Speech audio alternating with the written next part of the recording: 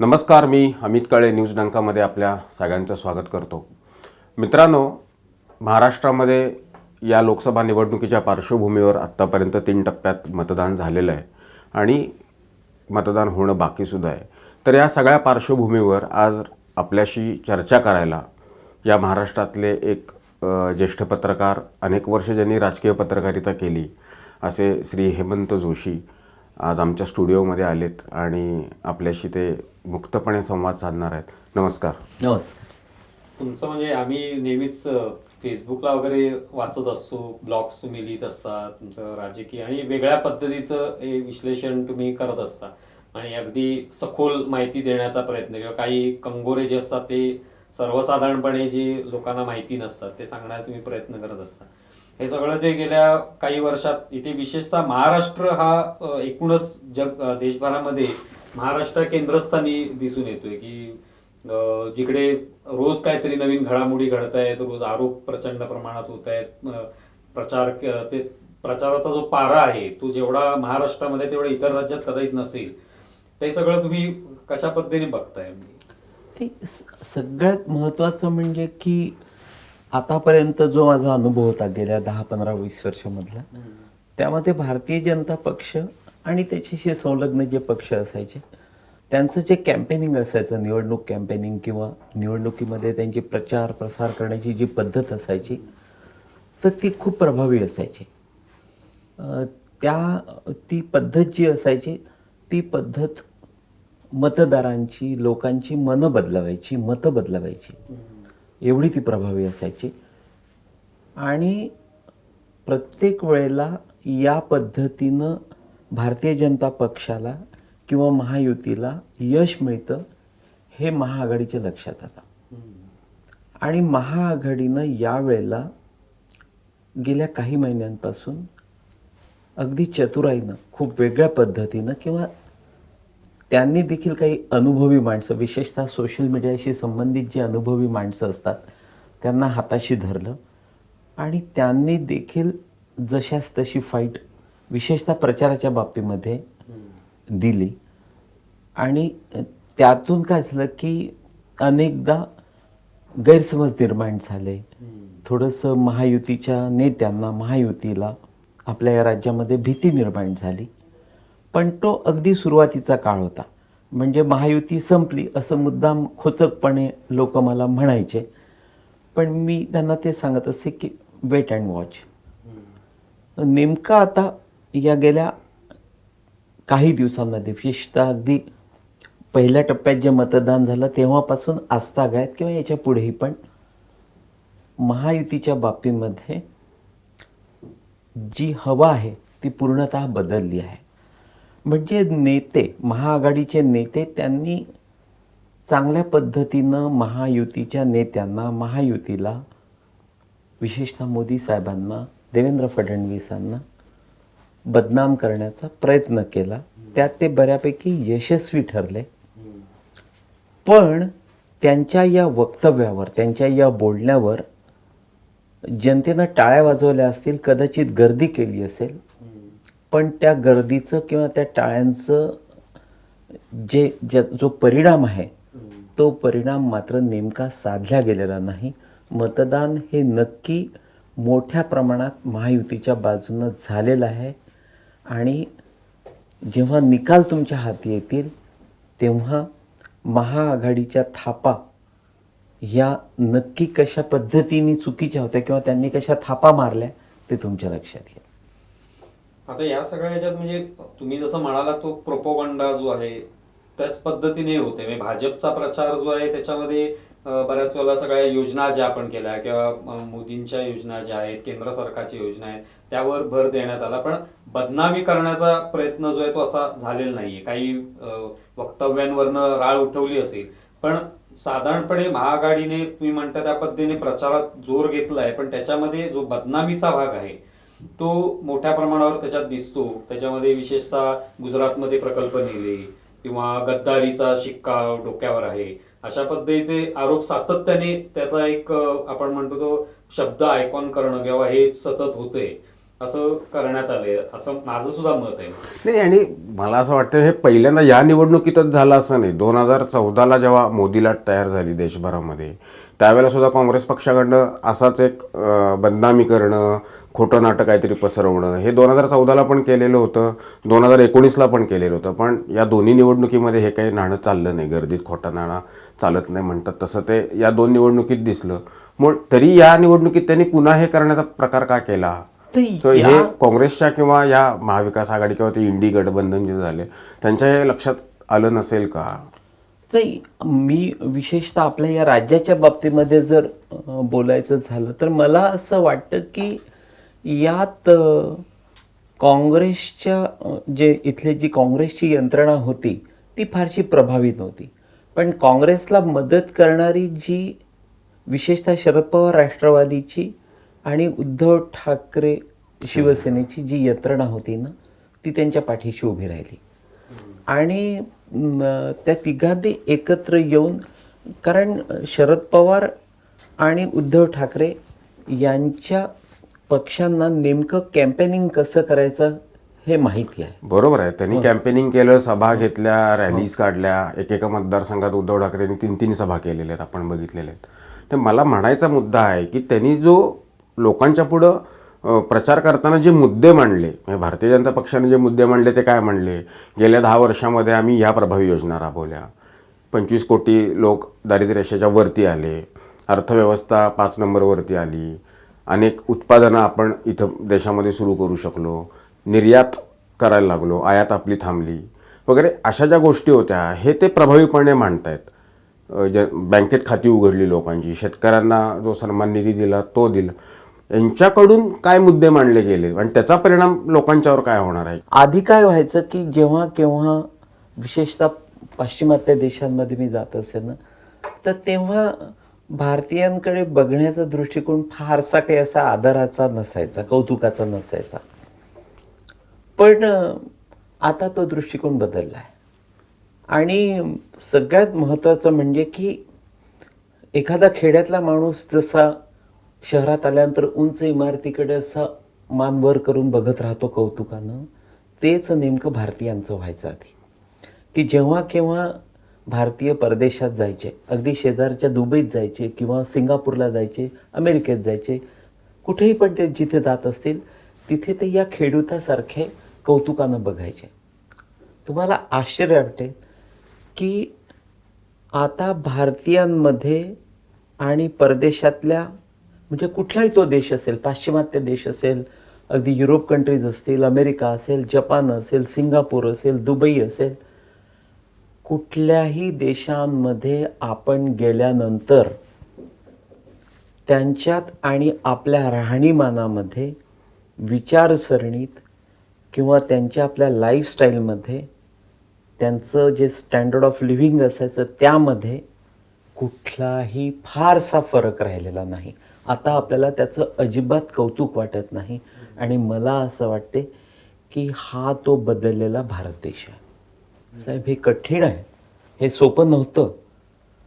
कालपर्यंत आपली अवस्था सिनेमातल्या रामपूर का लक्ष्मणसारखी असायची. पण आज जेव्हा आपण जातो तेव्हा आपण त्यांच्या इमारतींकडे, त्यांच्या स्टँडर्ड ऑफ लिव्हिंगकडे कौतुकानं बघत नाही, तर ते सारे विशेषतः त्या त्या देशांमधले राहणारे भारतीय जे स्वतःला खूप ॲडव्हान्स समजायचे, श्रीमंत समजायचे, उच्चभ्रू समजायचे, ते आता आपल्या प्रत्येक बाबींचं कौतुकानं निरीक्षण करतात. त्यांना आपलं कौतुक वाटतं.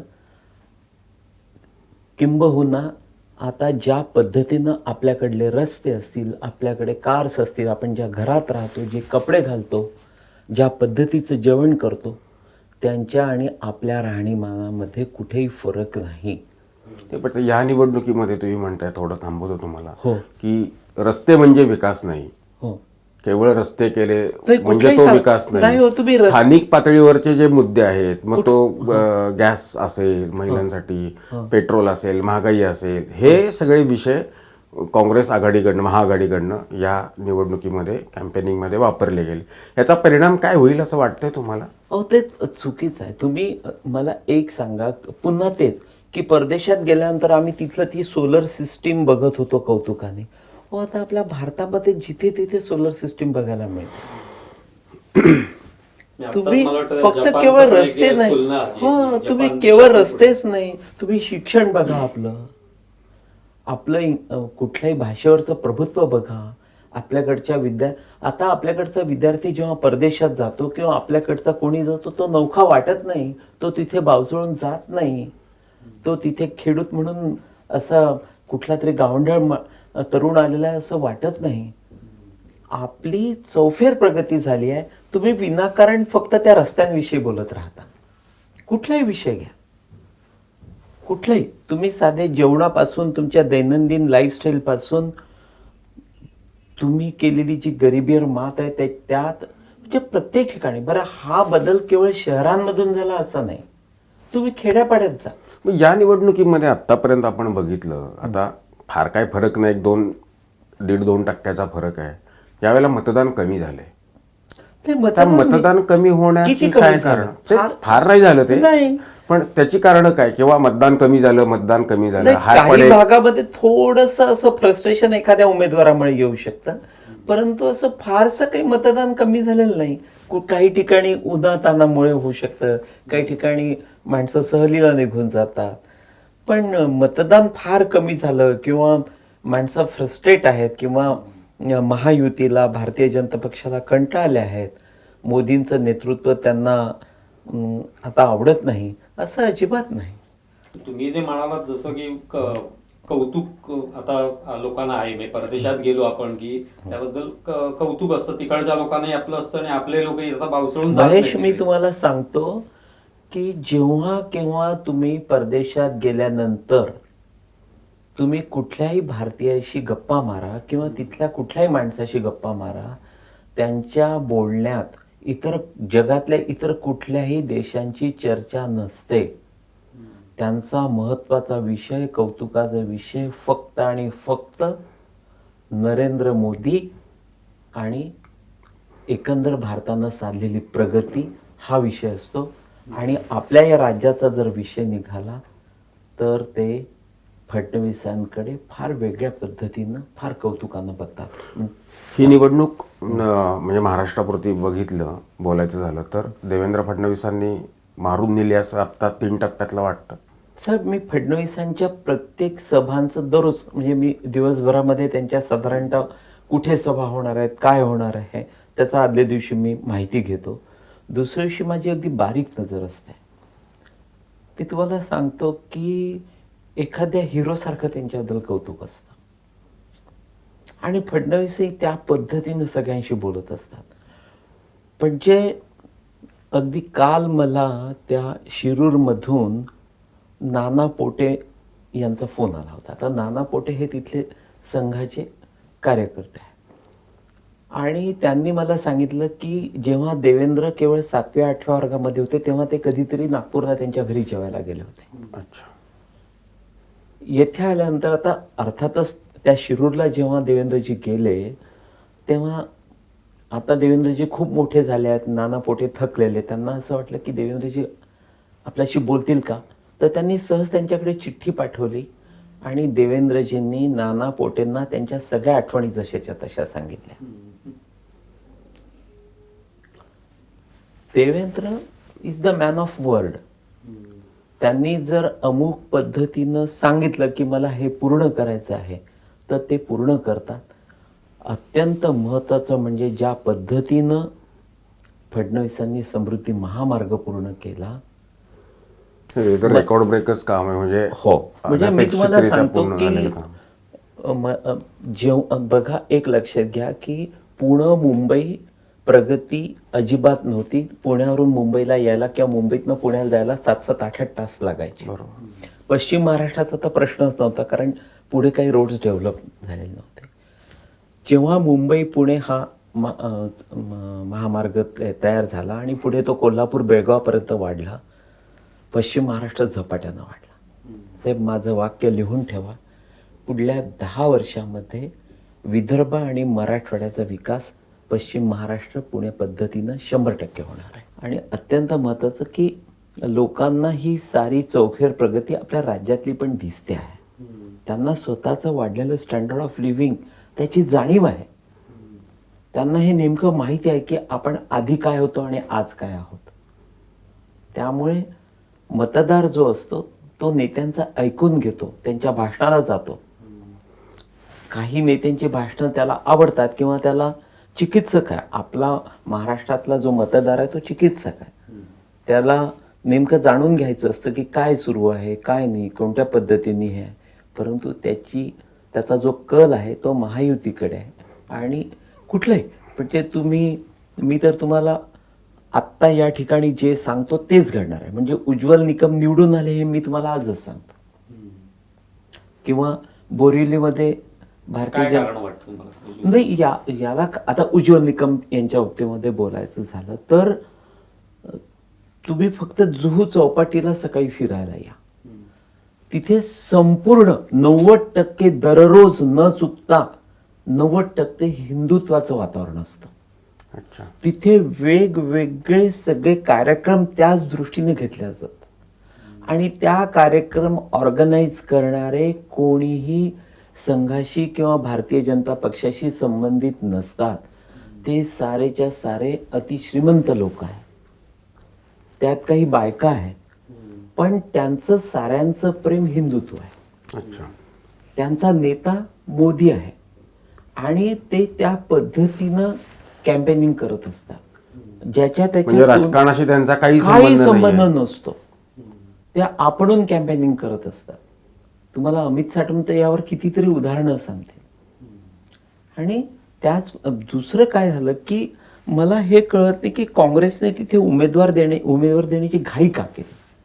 म्हणजे भारतीय जनता पक्षाचा उमेदवार तिथे नेमका ठरत नव्हता. अनेक नावं तिथे पुढे आली. अगदी माधुरी दीक्षित, कंगना राणावत किंवा मोहित कंबोज किंवा स्वतः तर आधीच डिक्लेअर झालं. हो, पण अगदी सुरुवात मग म्हणजे ह्या सगळ्या चर्चा होत्या. वेगवेगळ्या पद्धतीच्या चर्चा होत्या. अगदी शेवटपर्यंत 2 नावांची चर्चा होती. त्यापैकी एक होते जावेद अहमद आणि दुसरे होते अर्थात उज्ज्वल निकम. आणि 2 पैकी कोणीही उभा राहिला असता तरी तो अतिशय उत्तम असा उमेदवार होता. आणि कारण जावेद अहमद यांच्याविषयी एक वेगळी म्हणजे एक वेगळा आदर जनतेमध्ये आहे. त्यांच्याकडे एक मुस्लिम म्हणून अगदी या मतदारसंघामध्ये बघितलं नसतं. नक्कीच तो एक आदरयुक्त त्यांच्याबद्दल दृष्टिकोन आहे आणि ते पण निवडून आले असते. पण नेमकं काय झालं की उज्ज्वल निकमांची निवडणूक एकदम सोपी केली कारण काँग्रेसनं आधीच उमेदवार डिक्लेअर केला आणि तो चुकीचा केला. एकतर दूरपर्यंत मी स्वतः त्या मतदारसंघामध्ये गेले 30-35 वर्ष राहतो. दूरपर्यंत वर्षा गायकवाड यांचा आमच्या मतदारसंघाशी संबंध नाही. वर्षा गायकवाड म्हणजे धारावी आणि धारावी म्हणजे वर्षा गायकवाड. आणि धारावीचा कुठलाही परिसर आमच्या या मतदारसंघामध्ये इन्क्लूड नाही. थोडक्यात काय तर मतदारसंघाच्या बाहेरची व्यक्ती उभी आहे. दुसरं महत्वाचं की काँग्रेसच्या दृष्टीने जे मतदार साधारणतः तिथे गेले असते त्यांचे नेते म्हणजे बाबा सिद्दीकी वगैरे म्हणजे थोडक्यात काय तर मुस्लिम व्होटर्स जे असते म्हणजे मुस्लिम जे मतदार आहेत त्यांनी कदाचित वर्षाला मतदान केलं असतं. परंतु त्या भागामध्ये ज्या मुस्लिम नेत्यांचा प्रभाव आहे त्यातले बाबा सिद्दीकी आता महायुतीमध्ये आले आहेत, अजित पवारांच्या गटात जे आहेत. आणि तुम्हाला आणखी एक महत्त्वाचं सांगतो की आमच्या या मतदारसंघामध्ये विशेषतः ख्रिश्चन्स आणि मुसलमान यांचा नक्कीच भरणा आहे.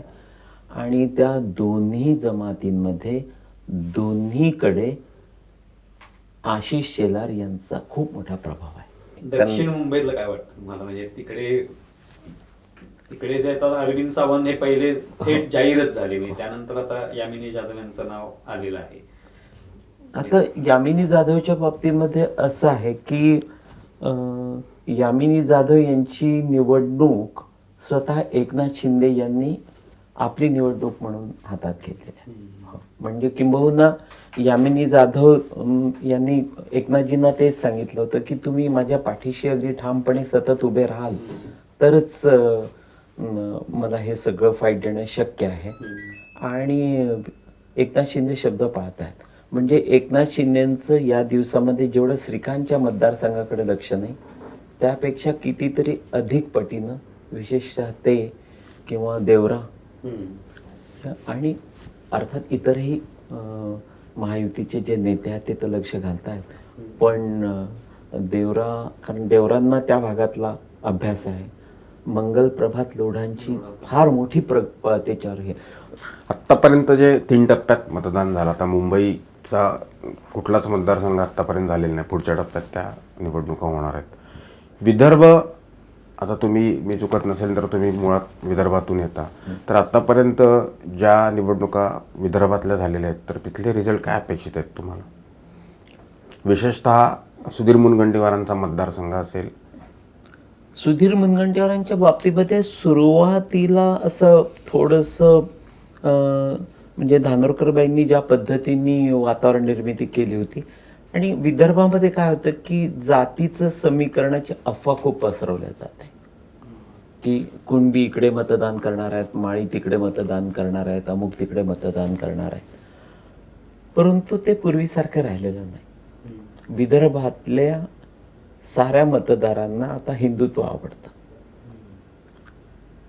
एक तर नक्की आहे की नितीन गडकरींचा उद्याचा निकाल आजच लागलेला आहे. गडकरींविषयी शंका घेण्याची गरज नाही. किंबहुना प्रचारादरम्यानच ते दिसायचं की पण धानोरकरांचं म्हणजे प्रतिभा धानोरकर ज्या महाविकास आघाडीच्या उमेदवार आहेत तिथल्या, त्यांना सहानुभूती त्यांचे मिस्टर गेल्यामुळं, त्यांचे मिस्टर आधी या मतदारसंघाचे खासदार होते आणि त्यांचं निधन झालं त्यानंतर आता त्या उमेदवार आहेत तिथं, तर त्याचा काही फायदा त्यांना होईल, सहानुभूतीचा काय होईल? आणि दुसरं असं होतं की मुनगंटीवारांना लोकसभा लढायची नव्हती आणि त्यांना पक्षानं त्या बाबतीमध्ये कसं की ती पण एक अफवा पसरवल्या गेली की मुनगंटीवारांना आपणहून पराभूत व्हायचं आहे. म्हणजे मी याला सांगतो ना की सोशल मीडियाच्या बाबतीमध्ये किंवा प्रचार प्रसाराच्या बाबतीमध्ये यावेळेला महाआघाडी बऱ्यापैकी उजवी ठरली आणि त्यांचा तोच प्रचार होता की अरे मुनगंटीवारांना तर स्वतःलाच निवडणूक लढवायची नाही, त्यांना राज्याच्या बाहेर जायचं नाही, त्यामुळे त्यांना आपणहूनच पराभूत व्हायचं आहे. पण हे जेव्हा त्यांच्या सतत कानावर पडायला लागलं तेव्हा मुनगंटीवार नेहमीपेक्षा म्हणजे ते इतर निवडणुका लढवताना जेवढी मेहनत घेत नाही किंवा फार काही ते मनावर घेऊन अगदी त्या निवडणुका, कारण त्यांना माहिती आहे की मी निवडून येणार, पण जेव्हा त्यांच्या लक्षात आलं की चुकीच्या पद्धतीनं सगळा प्रसार केला जातोय, प्रचार केला जातो, तर ते दुप्पट कामानं म्हणजे दुप्पट वेगानं कामाला लागले. आणि तुम्हाला एक धाडसाचं विधान सांगतो मी, कदाचित ते लोकांना आवडणार नाही, पण बाळू धानोरकरांबद्दल म्हणजे कुठलाही माणूस जाणं हे वाईटच आहे, परंतु बाळू धानोरकरांविषयी सहानुभूती होती किंवा त्यांच्या जाण्यानं सहानुभूती मिळाली असं अजिबात नाही. अच्छा, कारण म्हणजे सहानुभूतीची लाट तिथं प्रतिभा धानोरकरांना काही फायद्याची होणार तिथे काय आहे की त्या भागामध्ये ना विशेषतः ज्या स्त्रिया आहेत किंवा तरुण मतदार आहेत ना, त्यांना त्यांच्या अनेक म्हणजे असे अनेक घरं आहेत की त्या कुटुंबातून दारूमुळे कुटुंबाच्या कुटुंब उद्ध्वस्त होतात. आणि मुनगंटीवार यांनी धाडस करून तिथे दारूबंदी त्या एरियात घडवून आणली होती. फार मोठं काम त्यांनी केलं. परंतु जेव्हा महायुती विरोधात गेली आणि उद्धव ठाकरे सत्तेत आले आणि बाळू धानोरकरांनी बरोबर ते घडवून आणलं आणि ती तिथली जी दारूबंदी उठवली ना, म्हणजे तो सगळा प्रकार जो होता ना तो अतिशय अस्वस्थ करणारा होता. त्यामुळे बाळू धानोरकर गेले आणि त्यांची सहानुभूती प्रतिभा धानोरकरांना मिळाली असं अजिबात घडलेलं नाही. कुठलाही माणूस जाणं वाईट आहे. माझा मित्र होता बाळू, म्हणजे अगदी फार लवकर वयाच्या मनाने लवकर गेले बाळू धानोरकर, परंतु बाळू धानोरकरांच्या बद्दल सहानुभूती किंवा त्याचा फायदा प्रतिभा धानोरकरांना झाला असं अजिबात नाही. दुसऱ्या टप्प्यात ज्या निवडणुका झाल्या त्यामध्ये अमरावती हा एक जास्त चर्चेचा असा मतदारसंघ होता. ज्यांच्याबद्दल सगळ्यात जास्त निगेटिव्ह बोलल्या जातं ना ते हमखास निवडून येतात. लक्षात घ्या. केवढं त्या बाईला एखादा सासूरवास तेवढा क्रायटेरिया तुम्हाला म्हणजे आता इतकी वर्ष तुम्ही कव्हर करताय तर प्रत्येक वेळेला दिसलेला आहे की अगदी की तुम्ही बघा नेहमी की ज्यांच्याबद्दल नेहमी खूप विरोधात बोललं जातं, खूप अगदी, तर त्या हमखास निवडून येतात. त्याचं कसं आहे की त्या 1 to 1 ते दोघे नवरा बायको फार लोकांच्या कामात येतात. म्हणजे अगदी शेवटच्या म्हणजे मतदानाच्या आदल्या दिवसापर्यंत यांनी बच्चू कडूंनी जे काही वातावरण तिथं निर्माण केलं, त्यांचाही तिथं उमेदवार आहे. मला असं नेहमी वाटतं की बच्चू कडूंचा एक दिवस जामवंतराव धोटे होणार आहे. मी तुम्हाला जामवंतरावांजींना मी तेच सांगत होतो की जामवंतरावजी, तुमची आक्रमक भूमिका लोकांना आवडते, पण चुकीची आक्रमक भूमिका घ्याल ना तर मग ते सगळं संपून जाईल. आणि एक दुसऱ्या टप्प्यातला मतदारसंघ होता तो म्हणजे परभणी. हां. आणि परभणीला राष्ट्रवादी काँग्रेस अजित पवार गट या कोट्यातनं महादेव जानकर यांना उमेदवारी दिलेली आहे. जानकर यांना महायुतीमध्ये घेण्यामागची अनेक कारणं होती. त्यामधलं सगळ्यात महत्त्वाचं कारण होतं की धनगर समाज. 2014च्या निवडणुकीत सुप्रिया सुळेंच्या विरोधात महादेव जानकर हे उमेदवार होते आणि खूप चांगली मतं त्यांनी घेतलेली होती. आणि आज बारामती लोकसभा मतदारसंघात अजित पवार यांच्या पत्नी तिथं उमेदवार आहेत. हे सगळं ते गणित होतं आणि त्यांना परभणीची उमेदवारी दिली, कारण परभणीत पण तो मतदार संख्या जास्त आहे. तर ह्या निवडणुकीकडे कसं बघता तुम्ही? काय मी तुम्हाला सांगतो, भारतीय जनता पक्ष नंतर एकनाथ शिंदेची शिवसेना यांच्यापेक्षा सावध आणि चतुर जर खऱ्या अर्थाने कोण असतील तर अजित पवार. अजित पवारांना स्वतःच्या मर्यादा माहिती होत्या. महादेव जानकर हे अजित पवारांच्या जेवढे पसंतीचे होते तेवढेच भारतीय जनता पक्षाच्या देखील पसंतीचे होते. म्हणजे महादेव होतेच ना, ते हो. पूर्वी महायुतीतच होते, त्यांना महायुतीतच आमदार होते. केलं, मंत्री केले. आणि त्यामुळे काय झालं की महादेव जानकरांना केवळ अजितदादांनी तर त्यांना नक्कीच ती उमेदवारी दिली किंवा त्यांना तो पाठिंबा दिला, पण तेवढाच सहभाग भारतीय जनता पक्षाचा आहे. अर्थातच. आणि तुम्हाला सांगतो अत्यंत महत्वाचं की या निवडणुकीमध्ये अजितदादांच्या विषयी अनेक राजकीय गणित पूर्णतः बदललेली आहे. तुम्हाला यानंतरचा अजित पवार वेगळ्या पद्धतीचा बघायला मिळेल. म्हणजे हा एवढा सावध हुशार अजित पवार मी कधीही बघितलेला नव्हता. अजितदादांना त्या भागामध्ये मानणारे कार्यकर्ते मोठ्या प्रमाणात आहेत. आणि तुम्ही बघा अजितदादा सारखा यावेळेचा बदललेला माणूस ते नाही तुम्ही आला. म्हणताय ते म्हणजे अगदी विजय खरं आहे. शिवतारे त्यांचा सर्वात हा, तेच मोठा मी शत्रू आता म्हणणार होता. होतो. आज विजय ते सगळ्यात शिवतारे जवळचे असतील, हर्षवर्धन पाटील असतील, आहे. महादेव जानकर असतील, जान- या सगळ्यांना आणि घेणं, एकत्र अजितदादा- करणं हे काम फडणवीसांनीच अर्थात केलं. फडणवीसांनी केलं. आणि त्यातून नक्कीच त्यांनी देखील पुढच्या निवडणुकांचे किंवा पुढच्या राजकीय भवितव्याचे शब्द नक्कीच मिळवलेले आहेत. दिलेलं आहे ना त्यांनी. तर इंदापूरचं पालकत्व पण घेतलं, हे त्यांनी जाहीर केलं. Yes. आणि तुम्हाला सांगतो की ज्या पद्धतीनं अजितदादा या सर्गांच्या पाठीशी उभे राहिलेले आहेत, किंवा अजितदादांच्या पाठीशी हे सारे उभे राहिले, त्याच पद्धतीनं अजित पवार देखील साम दाम दंड भेद चारही दृष्टीतून चारही बाबतीमध्ये या सगळ्यांच्या पाठीशी उभे राहतील. हे जे अजित पवार बदललेले हो. पण म्हणतोय मी, हो. मला असं वाटतं की अजितदादांमध्ये हे गुण असावेतच पहिल्यापासून, पण कदाचित शरद पवारांच्या प्रभावातून आता बाहेर ते पडल्यानंतर तर ओपन झालंय. ते म्हणजे कसं झालं की ते झाडाखाली हा, झाड वाढत नाही. हा, ते झालं. आणि कसं आहे की शरद पवार त्यांना सोडून द्यायचे अंगावर आणि शरदराव गुपचूप गंमत बघत बसायचे.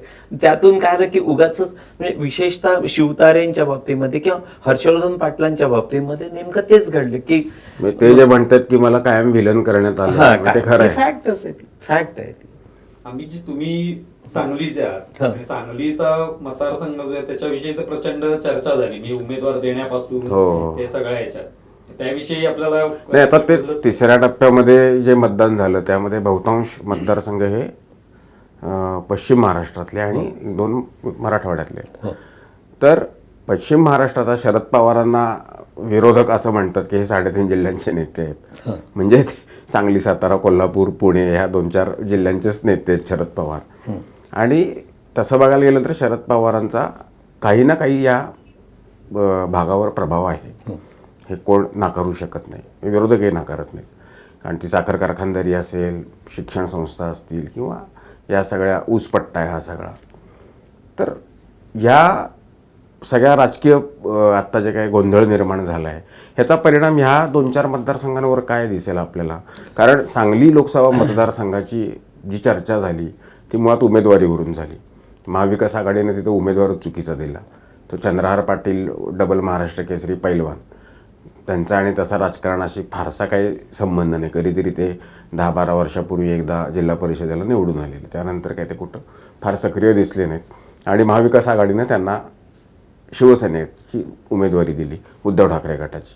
मग तिथं आधीच अंगाला तेलबिल चोपून तयारी करून बसलेला पैलवान होता तो म्हणजे विशाल पाटील. आणि विशाल पाटलांची पार्श्वभूमी अशी होती की ते माजी मुख्यमंत्री वसंतदादांचे नातू आहेत, त्यांचे वडील अनेक वेळा खासदार होते, त्यांचे बंधू खासदार, हे पार्श्वभूमी आहे त्या घराला. आणि त्यांचा एक स्वतंत्र असा गट आहे. हे आपण एक पश्चिम महाराष्ट्रात हे प्रकार खूप आहेत की पक्षविरहित गट पण असतात. म्हणजे पक्षाचं म्हणून एक नेटवर्क आहेच, शिवाय आम्हाला मानणारा म्हणून एक आमचा गट वेगळा आहे. तसा तर तो त्यांचाही गट होता. तर त्यांना तिथे उमेदवारी दिली नाही, त्यांनी अपक्षही निवडणूक लढवली. आणि आता माहिती घेतल्यानंतर लक्षात येतं की त्यांनी खूप चांगली मतंही मिळवली. आता निकाल काय लागेल ते 4 तारखेला दिसेलच. फक्त मला हा प्रश्न विचारायचा आहे की शरद पवार फॅक्टरचा परिणाम या 2-4 जिल्ह्यांमध्ये काही जाणवेल असं तुम्हाला वाटतं का आत्ताच्या प्राप्त परिस्थितीत? कारण अजित पवार त्यांच्यासोबत नाही आहेत आणि तुम्ही तर म्हणताय की शरद पवारांच्या पेक्षा अजित पवारांचा प्रभाव या पश्चिम महाराष्ट्रात जास्त आहे. शरद पवारांचं कसं आहे माहिती आहे का की ते सिनेमातल्या खलनायकासारखं आहे. पण जेव्हा त्यांचे जे नेहमीचे मार्ग जे असतात, म्हणजे ते मार्ग एकदा खुंटले, त्यांना वाटतं की अरे इथे आहे, मग शरद पवार कुठल्याही कुठल्याही भूमिकेवर उतरतात. जातीचं राजकारण करतात. यावेळेला तर खूपच त्यांनी गढूळ राजकारण केलं. आणि त्या सिनेमातली ती ललिता पवार कशी सुनेला त्रास द्यायची ना, सुषमा स्वराजांनी एक पूर्वी भाषण केलेलं लोकसभेमध्ये आणि शरद पवारांना ललिता पवारची उपमा दिली. अगदी. आणि देवेंद्र म्हणजे ती अगदी त्या सिनेमातली अगदी ती अशी जयश्री गडकर पद्धतीची अशी गरीब, अरे अरे अरे काय म्हणजे अरे बापरे किती कमाल आहे त्या देवेंद्रची. म्हणजे मला तेच वाटतं की खरोखर त्यांचं मनस्वास्थ्य आणि शरीर स्वास्थ्य चांगलं राहिलं पाहिजे की चारी बाजूनी शरद पवार अटॅक करत असतात आणि हे प्रत्येक अटॅक त्यांचा जो असतो तो बरोबर परतावून लावतात. दुसरं महत्वाचं की शरद पवारांचा प्रभाव जसा बोललं जातं असं की त्यांचा प्रभाव आहे म्हणून म्हणतो की हे जे अजित पवार गेले, सोडून गेले, पक्ष चोरला, अमुक तमुक, या काही अशा टीका होत आहेत सगळ्या, तर याच्यामुळं काही सहानुभूती निर्माण झाली आहे पवारांच्याबद्दल, म्हणजे शरद पवारांच्याबद्दल? नाही, शरद पवारांपेक्षा उद्धवजींबद्दल सहानुभूती. पण त्यांचा प्रभाव तिकडे तसा नाहीच आहे. नाही, कुठेही पण शरद पवारांना पुन्हा ते शरद पवार म्हणजे बाळू धानोरकर आहेत. काही सिंपत्ती वगैरे अजिबात नाही शरद पवारांच्या बाबतीमध्ये, काही नाही. शरद पवारांच्या बाबतीमध्ये अजून एक तुम्हाला सांगायचं की शरद पवारांचा ह्या 3.5 जिल्ह्यांवर जसा प्रभाव आहे ना, तर ॲक्च्युली आपण पत्रकार त्यांच्या बाबतीमध्ये आणखी एक विसरतो की शरद पवारांचा खानदेशमध्ये पण खूप प्रभाव आहे, विशेषतः जळगाव जिल्हा आणि नाशिक परिसर, त्या भागामध्ये, उत्तर महाराष्ट्रामध्ये त्यांचा प्रभाव आहे. आणि यावेळेला जळगाव जिल्ह्यामध्ये शरद पवार फार अस्वस्थ झाले. म्हणजे ऐन वेळेला एकनाथ खडसेंनी जी टांग दिली, जी त्यांनी जी भूमिका बदलली ना, कारण बरं कसं आहे की शरद पवार पद्धतीनं खडसे त्यांच्याशी वागले. म्हणजे शरद पवार कसं आधी बेसावत ठेवतात आणि नंतर खिंडीत गाठून मारतात, तर नेमके खडसे तसे वागले की खडसेंनी काय शेवटपर्यंत काही सांगितलंच नाही आणि निवडणूक लढवतो. म्हणजे अगदी खडसेच उमेदवार या पद्धतीने सगळ्या जळगाव जिल्ह्यातल्या त्यांच्या त्या राष्ट्रवादीचा प्रचार सुरू होता. आणि नंतर ऐन वेळी जेव्हा खडसेंनी जेव्हा सांगितलं की मी निवडणूक लढवणार नाही, ती जी शरद पवारांची तडफड आहे ना, ती त्यांच्या तिथल्या नेत्यांच्या तोंडातून दिसत होती. तुम्ही लिहून घ्या, आता सुनेत्रा पवार निवडून येणार आहे. बारामतीत तुम्हाला का स्पर्धा वाटते मला कळत. अस्मिता, अस्मिताचा भारतीय जनता पक्षाची तर वर्ष अस्मिता असायची.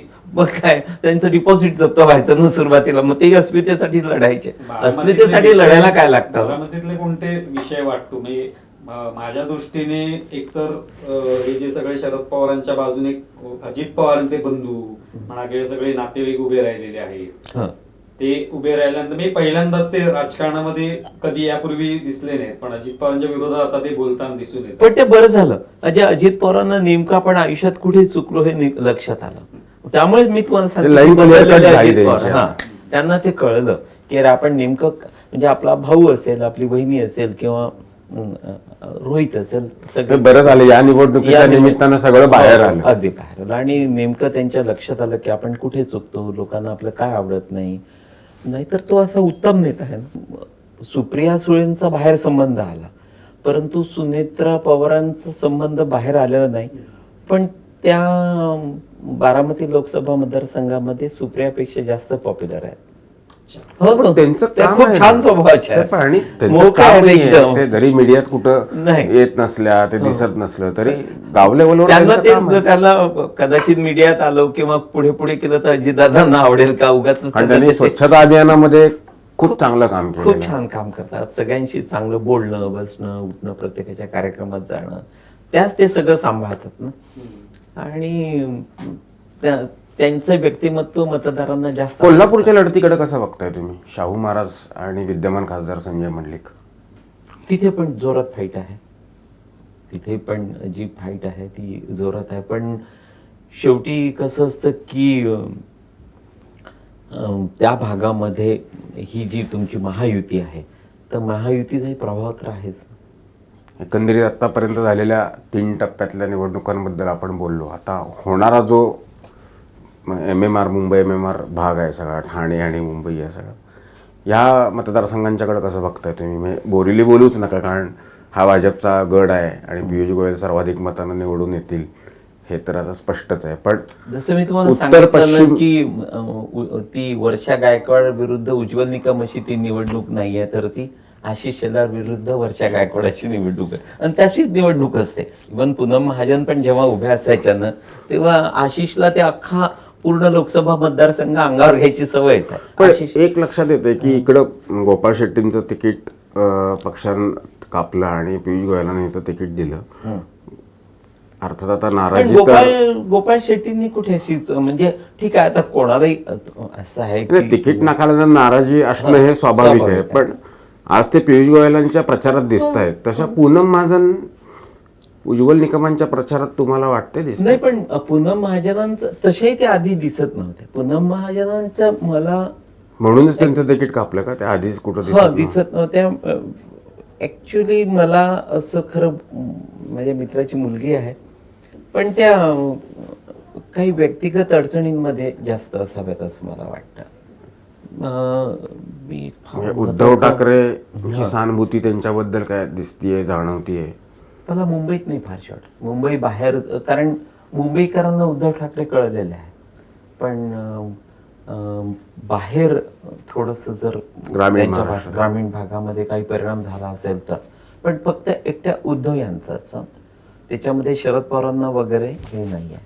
आणि हा, मी मग तुम्हाला तो मुद्दा सांगितला ना की काही लोकांना कसं की जबरदस्तीने, म्हणजे जसं मी सांगितलं की मुनगंटीवारांना उभं राहण्याची इच्छा नव्हती. ठाण्यात पण तोच प्रकार होता. ठाण्यामध्ये खरं संजीव नाईक किंवा प्रताप सरनाईक या दोघांपैकी कोणाला तरी उमेदवारी द्यायला हवी होती, पण ते घडलं नाही. आणि नरेश म्हस्केला जबरदस्तीचा रामराम आपलं तिथं जाऊन ते बसवलं नाही. म्हणजे पण नरेश म्हस्केच्या बाबतीमध्ये ही अशीच पोझिशन, म्हणजे नरेश स्वतः ऍक्टिव्ह आहेच, पण तिथे ना नरेशपेक्षा ना एकनाथ शिंदेची डिमांड जी आहे ना, म्हणजे ती जी निवडणूक आहे ना, ती राजन विचारे विरुद्ध नरेश म्हस्केपेक्षा राजन विचारे विरुद्ध एकनाथ शिंदे अशी आहे. अच्छा. आणि श्रीकांत शिंदेच्या बाबतीमध्ये अत्यंत महत्वाचं असं की तिथे एकनाथ शिंदेना फिरायला जायची गरज नाही, तिथे प्रचार करण्याची गरज. इतकं काम तो खूप काम करतो. तो म्हणजे मी काही नेत्यांचे मुलं जे असतात ना, त्यांना तुम्ही किती वेळा लादलं ना तरी काही उपयोग होत नाही. म्हणजे मी अगदी आता उदाहरण दिलं अलीकडे की वसंतराव नाईकांच्या मुलाला म्हणजे अविनाशला एकदा मंत्री केलं होतं शरद पवारांनी, पण उपयोग नव्हता, कारण त्यांना त्यात इंटरेस्टच नव्हता. ते घरी जाऊन आपल्या मुलींच्या शिकवण्या घेत बसायचे, मुलींना शिकवायचे. काही नेत्यांची मुलं मात्र उत्स्फूर्त असतात. म्हणजे श्रीकांत शिंदेचे वडील एकनाथ शिंदे नसते किंवा श्रीकांत शिंदे हे एखाद्या नॉन पॉलिटिशियन माणसाचा जर मुलगा असता तरीही तो नेता झाला असता. उपजत गुण आहेत ते. उपजत गुण आहे त्याच्या. त्याला ती लिडरशिप, हिरोगिरी ते सगळं त्याला आवडतं आणि तो त्या पद्धतीने काम करत असतो. तो तो तो स्वतः तो स्वयंप्रकाशित आहे, तो निवडून येणार. अच्छा. तसं उत्तर पश्चिम मधलं सुद्धा आता वायकर जे आहेत हं. त्यांना सुद्धा म्हणजे उमेदवारी आता दिलेली आहे. इथे कीर्तिकरांचं पुत्र जे आहे ते सुद्धा उभे आहेत. हं. वायकरांचं साधारणपणे थोडस द्विधा मनस्थिती झालेली असं दिसून येतं. काय वाटतं तुम्हाला याच्याशी? उलट तिथे रवींद्र वायकरांच्या बाबतीमध्ये फक्त काही टेक्निकली अडचणी होत्या, त्या त्यांच्या दूर होणं आवश्यक होत्या आणि त्या आधी दूर केल्या गेल्या. मग त्यांची उमेदवारी शेवटी डिक्लेअर केली. पण तिथे ॲक्च्युली म्हणजे तिथे पण काही गोविंदाचं नाव मध्ये आलं, मध्ये संजय निरुपमचं नाव येत होतं. पण ते सगळं बाजूला करून शेवटी रवींद्र वायकरांचं नाव तिथे हे केलं गेलं आणि रवींद्र वायकर पण चांगली फाईट देत आहेत अमोलच्या विरुद्ध. काही कुठला प्रश्न येईल असं वाटत नाही. कारण काय की तिथे जे उत्तर प्रदेश, तुमच्या त्या रवींद्र वायकरांच्या याच्यामध्ये उत्तर प्रदेशचा प्रभाव खूप मोठा आहे ना. बिहार, उत्तर प्रदेश, ते सगळे कडवे हिंदू आहेत, कडवे मोदी भक्त आहेत, ते सगळे जय श्रीरामवाले आहेत. हे लक्षात घ्या. आता या सगळ्या एकूण निवडणुकीचा हा जो काय प्रचार झाला किंवा गेल्या काही वर्षातलं हे सगळं बदललेलं राजकारण बघता मीडियाचा रोल खूपच महत्वाचा ठरलेला आहे. म्हणजे त्यातले अनेक बाबतीत त्यांच्यावर सुद्धा टीका झाली मीडियावर सुद्धा की त्यांनी घेतलेली भूमिका किंवा सातत्याने उद्धव ठाकरेंना सहानुभूती असं दाखवण्याचा केलेला प्रयत्न किंवा जाणीवपूर्वक मोदी किंवा भाजपच्या विरोधात किंवा फडणवीसांच्या विरोधात सगळं वातावरण हे दाखवण्याचा प्रयत्न. आणि त्यातूनच आपण पाहिलं की संजय राऊत यांचं सकाळपासून त्यांचं सुरू असते पत्रकार परिषद, त्यांना जास्त फोकसमध्ये आणणं. ते काही बोलतील, कोणत्याही काही शब्द वापरतील, कशा पद्धतीने भाषा वापरतील आणि ते झाल्यामुळे एक प्रकारे कुठेतरी वातावरण जे ते गढूळ झालेलं आपल्याला दिसून येतं रोज. संजय राऊतांच्या बाबतीमध्ये संजय राऊतांच्या बाबतीमध्ये ना लोकांनी गैरसमज करून घेतलाय. म्हणजे उगाच बाहेरच्या प्रत्येकाला वाटतं की संजय राऊत हे आपल्या मनाने बोलतात आणि ते उद्धव ठाकरेंना जुमानत नाहीत आणि उद्धव ठाकरेंना त्यांची गरज आहे किंवा उद्धव त्यांच्या समोर लाचार आहेत. याच पद्धतीचं वातावरण संजय राऊतांच्या बाबतीमध्ये निर्माण केलेलं आहे. पण ते साफ चुकीचं आहे. संजय राऊत आणि उद्धव ठाकरे यांचं सकाळी आधी एकमेकांशी बोलणं होतं आणि त्यानंतर उद्धव ठाकरे त्यांना मुद्दे देतात आणि त्या मुद्द्यांवरच संजय राऊत दिवसभर घसरतात. संजय राऊत आपल्या मनाने बोलतात, आपणहून काही बोलतात किंवा स्वतः काहीतरी मिसचिफ करतात असं अजिबात नाही. थोडक्यात काय तर संजय राऊत जे बोलतात ते एक प्रकारे उद्धव ठाकरे बोलत असतात. फक्त उद्धव ठाकरे यांना ती पातळी गाठता येत नाही किंवा त्या बाबतीमध्ये बोलता येत नाही. हा संजय राऊतांच्या तोंडातून उद्धव ठाकरे बस उद्धव ठाकरे. आणि दुसरा अत्यंत महत्वाचा मुद्दा मीडियाच्या बाबतीमध्ये की मीडियाच्या बाबतीमध्ये मला हे कळत नाही की महायुती सत्तेत असताना महायुतीनं जी मीडिया विनाकारण चुकीची भूमिका घेते, मुस्लिम धार्जिणी भूमिका घेते किंवा जे देशाला बाधा येईल किंवा आपल्या राज्याला ज्याची बाधा येईल त्या लोकांची बाजू मीडिया घेते, अशी मोठ्या प्रमाणावरची मीडिया आहे आपल्या या राज्यामध्ये. प्रिंट मीडिया पण आहे आणि अर्थात चॅनल्स पण आहे आणि त्यांची भूमिका जी असते ती एवढी आक्रमक असते. तरीही महायुती सत्तेत असताना त्यांना वठणीवर का आणत नाही. उलट फायनान्शियली महायुतीच्या काळात ते अधिक स्ट्रॉंग होतात. म्हणजे लोकमत किती ठिकाणाहून निघतो, उदाहरण म्हणजे किती ठिकाणाहून निघतो, किती खप आहे आणि शासकीय जाहिराती किती मिळतात. तुम्ही खोट्या जाहिरातींच्या आधारे जर वाहिन्यांना आणि वृत्तपत्रांना श्रीमंत करत असाल तर चूक महायुतीची आहे. त्यांनी आधी वटणीवर आणलं पाहिजे, मग कुठल्याही मीडियाची खोटी माहिती देण्याची, चुकीचं बोलण्याची ताकद होणार नाही. चर्चेच्या शेवटाकडे येताना एकंदरीत तुमच्या या सगळ्या बोलण्यातनं असं लक्षात येते की महाविकास आघाडीनं जे प्रचारात मुद्दे मांडले, आत्ता काय जातीचं राजकारण केलं, धर्माचं राजकारण केलं, विकासावर बोलायला काय नसल्यामुळं व्यक्तिद्वेष दिसून आला. पक्षद्वेष तर आहेच, पण व्यक्तिद्वेष तो फडणवीसांच्या बाबतीत असेल, जातीद्वेष असेल, नरेंद्र मोदींच्या बाबतीत असेल, हे सगळं दिसून आलं. ह्याचा परिणाम सामान्य मतदारावरती झालेला आहे असं आपलं मत अजिबात नाही. हे सामान्य मतदार हा विचार करतोय, त्याला चांगलं काय वाईट काय कळतं, त्याला त्याचं वाढलेलं स्टँडर्ड ऑफ लिव्हिंग, बस त्याचं ते गणित असतं की अरे माझी मुलं कुठे होती, मी कुठे होतो पाठीमागे, आज आपण कुठे आहोत. मी तुम्हाला सांगितलं ना, अगदी नक्की खूप छान पद्धतीने भारताची मानवून चालू. म्हणजे आता गेलेल्या 3 टप्प्याचं मतदान जर आपण बघितलं झालेल्या मतदारसंघातलं, तर निकाल तुम्हाला महायुतीच्या बाजूने लागतील असं वाटतं? हो, नक्की लागणार आहेत. एकंदरीत महाराष्ट्राच्या ज्या 48 जागा आहेत त्यांच्याबद्दल एका वाक्यात काय सांगाल? नाही, मला असं वाटतं की या महायुतीच्या जागांमध्ये फक्त थोडी काळजी जी आहे ती एकनाथ शिंदे यांच्या उमेदवारांची. बाकी अजितदादांचे किंवा भारतीय जनता पक्षाचे बहुतांश उमेदवार निवडून येतील. थोडंसं एकनाथजींनी उगाचच आकडा वाढवून घेतला आणि आकडा वाढवून घेतल्यानंतर काही ठिकाणी सक्षम उमेदवार देता आले नाही. ते थोडंसं त्या दृष्टीने मला त्या म्हणजे इतर त्या महायुतीपेक्षा किंवा कुठल्याही त्या याच्यापेक्षा मला एकनाथजींच्या नेतृत्वाची थोडीशी काळजी वाटते की एवढं सगळं त्यांनी कष्ट करून छान घडवून आणलं आणि ते या ठिकाणी थोडंसं चुकले. पण जर निवडून आले त्यांचे उमेदवार तर मात्र वेगळे एकनाथ शिंदे तुम्हाला बघायला. मित्रांनो, आत्ताच आपण हेमंत जोशी यांच्याशी हा सगळा संवाद साधला, अर्थात एक प्रकारच्या गप्पा आम्ही मांडण्याचा प्रयत्न केला. तुम्हाला यातले मुद्दे जे आहेत ते कसे वाटले, कशा पद्धतीने तुम्ही याकडे पाहता हे जरूर आम्हाला कळवा. आमचा व्हिडिओ जास्तीत जास्त शेअर करा आणि आमचं यूट्यूब चॅनल सुद्धा सबस्क्राईब करा. धन्यवाद. आमचा व्हिडिओ जास्तीत जास्त लाईक करा, शेअर करा आणि आमचं यूट्यूब चॅनल सबस्क्राईब करा. धन्यवाद.